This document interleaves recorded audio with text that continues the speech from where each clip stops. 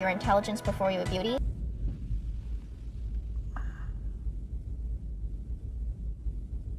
Wearing the hijab has made me unapologetic about who I am as a person. When I started wearing hijab, I was scared of like, what's this person gonna say? I went through 21 years of not wearing it. Once I came to that realization that I think that wearing the hijab will make me a better person and hopefully help me become the kind of person I want to be in the future. I was actually encouraged by other people and relatives to take it off and not wear it. So it was my choice to put it on, and it was my decision to practice this part of my faith. Well, my mother was very much against me wearing the hijab because my parents are both Muslim, but they're from Iran. And over there, wearing the hijab is something that is enforced among everybody. It is a political tool. Why put my religious beliefs out there and possibly be harmed? It's unfortunate that people have this negative opinion about the hijab, people who think that the hijab oppresses women, but I mean, I hope to be an example that I'm not an oppressed woman who wears the hijab. I had to keep explaining that this is not about trying to prove what a good Muslim I am. Whether you wear hijab or not is between you and God. It is no one's place to judge. I don't care if you're a stripper at night and you wear hijab during the day. That is your business. You wear hijab on your terms, honey, and that's what I do. I do identify myself as a feminist, and so I do write a lot about social issues and cultural issues that transcend all these barriers. And the fact that I'm speaking up about these things in a hijab, it breaks that stereotype too, that we're, you know, like the introverted, domesticated, submissive kind of women, when no, we have a lot of outspoken, very strong, independent females who do practice this part of the faith. Look, you've had your hand up for a while. I'm going to take your question. Lady in the front there. Look, my one question is basically, or my one comment, or passing comment, is that so many times you've brought up women in Islam. I'd just like to correct that I've read the Quran, and all Muslim scholars would agree with me that Islam gives women a lot of rights. We over and over give women in Islam through the Quran. I may not say it through individuals who preach the religion, but Islam through the Quran gives women a lot of rights, and I need that to be heard. I need that to everyone to understand and hear that. I mean, I am a young Muslim woman myself. I sit before you, I have a voice, and I can speak to you, and I can look you in the eye, and I do have my rights. And when I go to Iran, I'm actually Iranian as well, so when I go to Iran, I also have my rights. I need it to be heard that the Quran, Allah Subhanahu wa ta'ala gives us our rights. People, individuals in countries and people who represent our religion may not, and they may do the wrong thing to sort of stand in front and show us religion and preach us religion, but Islam does. All right, we're going to take that as a comment, a very passionate one at that. Okay. Well, no. No, we're not. No, we're not going to take it as a comment. I can see your face, I can see your hair, and I can see you sitting in an audience with young gentlemen. Don't you tell me you can do any of that in Iran. I can, though. No, you can't. Yes, I can. No, you cannot. I can. In Iran, in the Islamic Republic of Iran, where I have been, my hair would be out. My hair would be out because my veil would be little. My hair would be out. It may be covered a little bit, but just like in the Bible, in the letter to the Corinthians, it says to cover your head, to be modest. It's a shame she spoiled what could have been a perfectly good statement. All right, okay, I'm sorry. My modesty would be there. I mean, you've been talking about these cheap jokes throughout this whole conversation, but you're the only one making the cheap comments. You insult your sisters in Tehran who are being beaten and raped every day when you say that they have their rights in the Islamic Republic. It's an insult to the women of Iran. I do not. Okay. The fact is, scholars say that, you know, when you look at the Quranic Arabic, there can be, 2, 3, 4, 5, 6 interpretations for every word. There's only certain things in the Quran that scholars agree are concrete, like the concept of God, afterlife, things like that. But beyond that, there is a wide range of interpretation, which is why there is a history that not many people look at, and that's part of the problem, that nobody's actually looked at the history of debate within Islam about every sort of aspect that can come to mind. I disagree with that. The reason why I disagree with it, it would be more accurate, Ziba, if you said the scholars that you find attractive say that. But there are a bunch of scholars with a great number of following in Islam, all of them are self-appointed, by the way, because there's no hierarchy, there's no seminary of Islam, except a University of Al-Azhar, and we know the products of Al-Azhar. But there are scholars like Bin Laden who say we have to take He's not a scholar by anyone's Well, he measure. has the greatest following. He has That's the not greatest true. following. The Islamic Brotherhood, Hassan al-Banna, when you look at the Sunni Islam, when you look at Ayatollah Khomeini in the 20th century, the most influential guy of Shia Islam, another self-appointed scholar, you have all of it. Sheikh bin Baz, he has the greatest following. Sheikh al-Qaradawi, maybe these are individuals that are not attractive to you, but then it would be more accurate if you stated that. They are attractive to many Muslims, not thousands, but in the millions. And what they say, and that's why they're influential, is they challenge every single Muslim individual. Are you a true Muslim? If you are a true Muslim, You live by what the Quran dictates. You follow the example of the Prophet Right, Muhammad. their interpretation, and those though. scholars who insist on that are far more influential, far more powerful than your Ayan, you just quoted- soft-spoken, you just quoted- wonderful, cuddly scholars. Well, Oh, that's cool.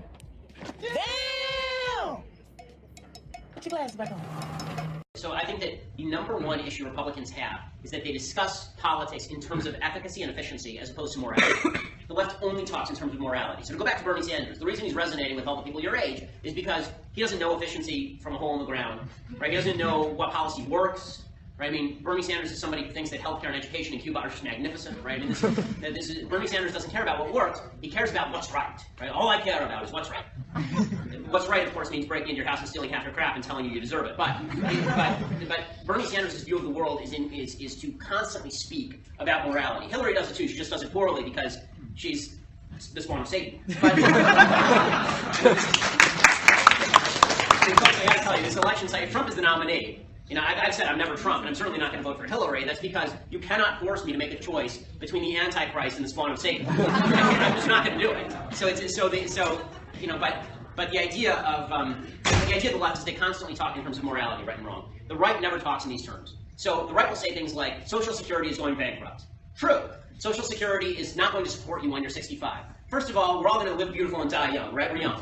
So we're never going to hit that age. Right, that's the idea. Is that we're all young. Nobody has thought beyond the next 2 years. Right, your parents are still paying for you, for God's sake. So the idea that Paul Ryan has is going to come to you and he's going to appeal to you on the basis of an entitlement that's going to expire 45 years from now is a little bit far-fetched. You have to make a moral argument, which is no one has the right to steal your money.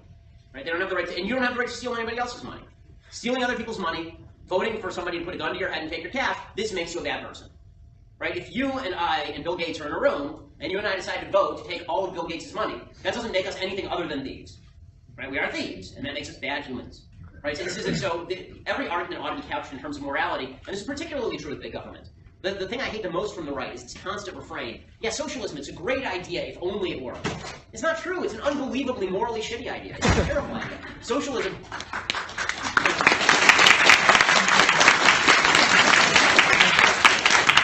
The reason is this. The basic premise of socialism is, I'm here, I'm breathing, give me crap. Right? You have an obligation to care for me. I have a right to health care. I can force that doctor to go to medical school, expend $200,000, spend her entire life learning medicine, and then I can walk into her house and force her to provide me medicine. Right? That's nonsense. It's immoral. Right? You don't have a right to somebody else's labor. That's called slavery or indentured servitude, and it was ruled out in the 13th Amendment. For good reason. Right? The left's perspective is I have a right to housing. From whom? From me? I'm not going to build you a house. You don't have a right to demand a house from me. Go out and work for your house. Right? Capitalism, by nature, is the opposite. Capitalism is the idea that I will starve unless I give you a good or service that you want. Right? If I don't give you something that you want, I'm not going to eat tonight. It's forced altruism, effectively. Right? We have to have a trade. We have to come to some sort of consensus. I have to give you something cool, and you have to give me something cool. Right? It's great. Socialism is rape, and capitalism is consensual sex.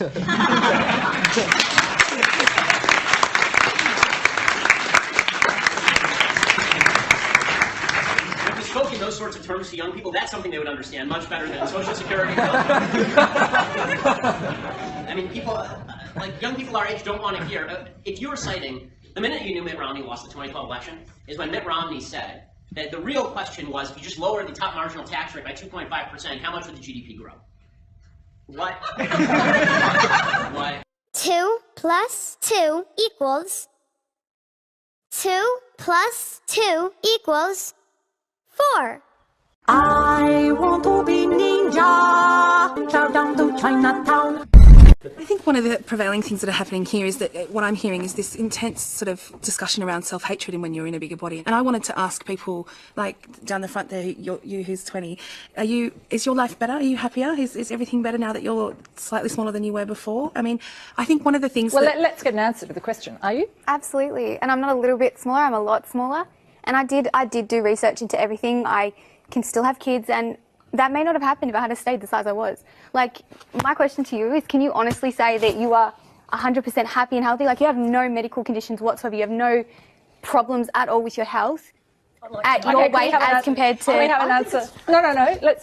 The question's been asked. What's the answer? I think it's really interesting that I feel like I need to justify my existence in this room. No, but hang on a minute. You asked her to justify her decision. I And asked she's her if she was asking- happy. I didn't ask her to justify what her health issues now or if there is any. But have you got any health issues? No, I'm perfectly happy. I'd love to know, like, what do you see as healthy with eating? Yeah, it's interesting that you've just assumed that I eat bad food because No, of I my know. I'd love to size. know, because if you're really healthy, do you have any joint issues, or so you're I completely... swim 2.5 kilometres a day. I walk, I exercise all the time. I am in a synchronised swimming team, and I really resent the fact that I have to actually justify my existence and my ability to live in the world in a bigger body in a way But we're that all I'm happy talking with. about health tonight. I mean, the whole show is about weight and health. No, So what it's we're not an talking about unreasonable... is surgery, and we haven't actually talked about the possibility that you can actually live in your life. No, but we in have. this body. We have talked about that. But all I'm saying is that a question to anyone about what they eat in the context of this program, anyone in this room, is perfectly reasonable, I think. But it's interesting that they've only been directed at fat No, it's not about being fat or not being fat. It's about what everybody eats. Well, it's about what everybody eats and what health is. What health You're is. conflating fashion and No, eating and I'm health. asking. No. I'm not conflating anything. I'm saying I think it's perfectly reasonable in the context of a discussion where you've got research that suggests that people who are overweight and people who are obese can be more prone to particular health problems. I think it's quite reasonable in that context when we're talking about diet, we're talking about losing weight, gaining weight, whether people are happy or not.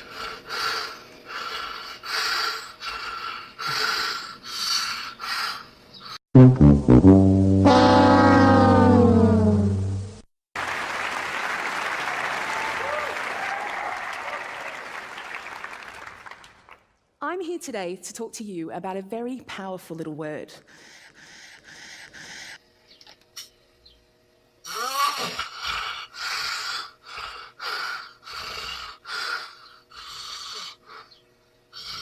One that people will do almost anything to avoid becoming. Billion-dollar industries thrive because of the fear of it. And those of us who undeniably are it are left to navigate a relentless storm surrounding it. I'm not sure if any of you have noticed, but I'm fat. Not the lowercase muttered behind my back kind, or the seemingly harmless chubby or cuddly. I'm not even the more sophisticated voluptuous or curvaceous kind. Let's not sugarcoat it. I am the capital F-A-T kind of fat. I am the elephant in the room. When I walked out on stage, some of you may have been thinking, oh, this is going to be hilarious, because everybody knows that fat people are funny. Or you may have been thinking, where does she get her confidence from? Because a confident fat woman is almost unthinkable.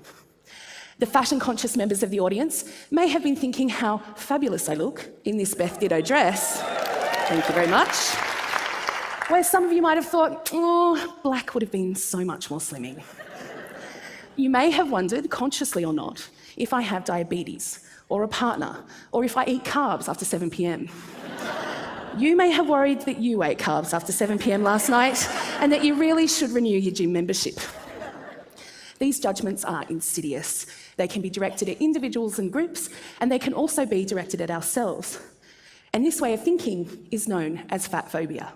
So anyways, I just want to say that fat shaming works. I used to be 325 pounds, and I watched your, fat shaming videos and all that shit. And you're literally been an influence in my life. I just want to thank you for that. Well, thank you. Congratulations. I'm not done losing weight. I've lost 75 pounds, but No, congratulations. That's but awesome. Thank you so much. Okay. Oh, that's stunning. I love the word fat. If you say I'm fat, I'm not offended by that. Fat to me is a description. I'm proud to be fat. Julianne Wojtaszek has come a long way. Overweight since childhood, she remembers being told to cover her body starting at age 8. You're fat, you do not let that show. Hide it, hide it, hide it. But a few years ago, she hooked up with this group, the National Association to Advance Fat Acceptance, or NAFA. Members here are encouraged to look in the mirror and embrace what they see. At first, it was so uncomfortable. And 6 months later, I'm like, instead of weigh-ins, NAFA has yay-ins. I yay ravishing. I am halfway between sexy and lovely. Oh, I yay sexy. Jeanette DePatty is the group's fitness advisor. After embracing her size, she became a fitness instructor. Her video is called The Fat Chick Works Out. Why the name? Wow, that exercise instructor is fat. Well, yeah, I am. But she decided not to let it stop her. I had been feeling very much like my life couldn't start until I reached a certain size. And then one day I realized I might never reach that magic number. Woo! Joining me now, Julianne Watasek from the National Association to Advance Fat Acceptance, and then next to her, and in between the two of us, I should say, is Jeanette Tapati, who is author of The Fat Chick Workout. You brought your book, you brought your DVD. Feel free to hold it up. There we go. My first question to you, Julianne, yay-ins instead of weigh-ins. And you say embrace your size. Is that any size, no matter how fat a person is? I think it is, because weight and health are two different things. So we're not throwing away health by embracing our size. We're saying that whatever body you're in, it's a good body. Love it and take care of it. And I want everybody to understand, we talked before the show, that I'm asking questions that I think a lot of people maybe who don't understand, people who are overweight, go through. And then at the same time, I want to understand what it's like, to live your life. So people would say, are you kidding me? What about heart disease, hypertension? What about all of the medical issues that do? What about immobility that can come with being overweight? Well, I can say that you can deal with all of those issues outside of losing weight, right? So if immobility is an issue for you, there are exercises you can do to gain mobility. I had students that when they started with me, they couldn't walk from the car to the classroom. Over the course of the year, they were doing 3 one-hour exercise segments a week, just slowly and gradually adding exercise. And they really didn't lose a lot of weight, but they gained the mobility through the exercise. Makes sense. So, Julianne, I can understand the people who, like you, starting at age 8, told, would you please put something else on to cover your body? That could be terrible for someone growing up, obviously, as you develop.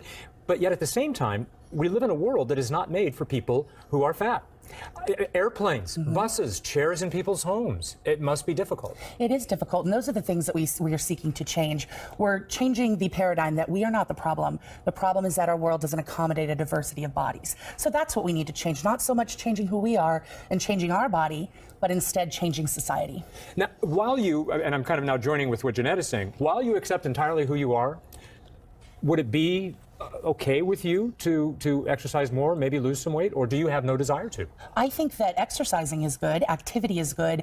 My thought is that weight needs to be set aside, and that regardless if I gain, lose, or stay the same, that's not important to me. What's important to me is that I'm getting the nourishment, the nutrition, the sleep, the activity that my body needs. And I think there's an important assumption there, right? That you said gain a little activity and lose a little weight. For example, I did a marathon, right? 26.2. You know how much weight I lost? Zero. I got much better shape. I was much healthier, but I didn't lose weight. And how sad, like if I had tied the idea of success to the idea of weight loss, I would have gone 26.2 miles in one day without dying, right? And I still would feel like a failure, and that would be so sad. Sure. So we really want to decouple the ideas of health and doing healthy things from weight loss. And with all of this information, Julianne, what would you like someone who is my size to understand about you when we meet each other out on the street? I would say that there is nothing you can tell by a person by noting their body size except their body size. You don't know their behaviors, you don't know their habits, you don't know their health. Well said, Julianne. In this segment, I'm going to be talking to you about the various problems that can beset your body if you are overweight or obese. Let me start by telling you that the number of people who die every minute across the world due to cigarette smoking are exactly 1/4 the number who die every minute because of obesity. This fact that obesity kills 4 times as many people as smoking was released by the World Health Organization. Now, how does obesity kill people in such large proportions? For that, we have to understand what all it causes from head to foot. Let's begin at the head level. Patients who are obese can have severe headaches from a condition called benign intracranial hypertension or higher pressure in the brain. They have a high incidence of strokes or cerebrovascular accidents, causing them to be paralyzed, either one half, hemiplegic, or even worse. Patients who are obese also have a high incidence of heart attacks or coronary vascular events. The average heart event in a patient who's obese is 3 to 4 times as frequent as in a non-obese counterpart. Because of this, the average age that obese people live is 12 to 15 years less than their age and sex matched counterparts. Look at cancers. Some of the commonest cancers in the world, like breast cancer, colon cancer, esophageal or gullet cancer, and pancreas cancer, are much commoner in the fat or obese group than in the non-obese group. Apart from these, there is a bewildering array of diseases like obstructive sleep apnea or OSA, severe snoring at night, nearly stopping the breathing several times every night, feeling sleepy through the day, like the proverbial fat boy in Charles Dickens' immortal Pickwick Papers, the Pickwickian syndrome. This is otherwise known as OSA. This is very, very common in people who are fat. There is a high incidence of lung failures, and this is one of the commonest causes of death in obese people when they're admitted to hospitals. People who are overweight and people who are obese can be more prone to particular health problems. Whoa, paramedics, come on down! This is Pinky. He's a very loving cat. Pinky. Ow!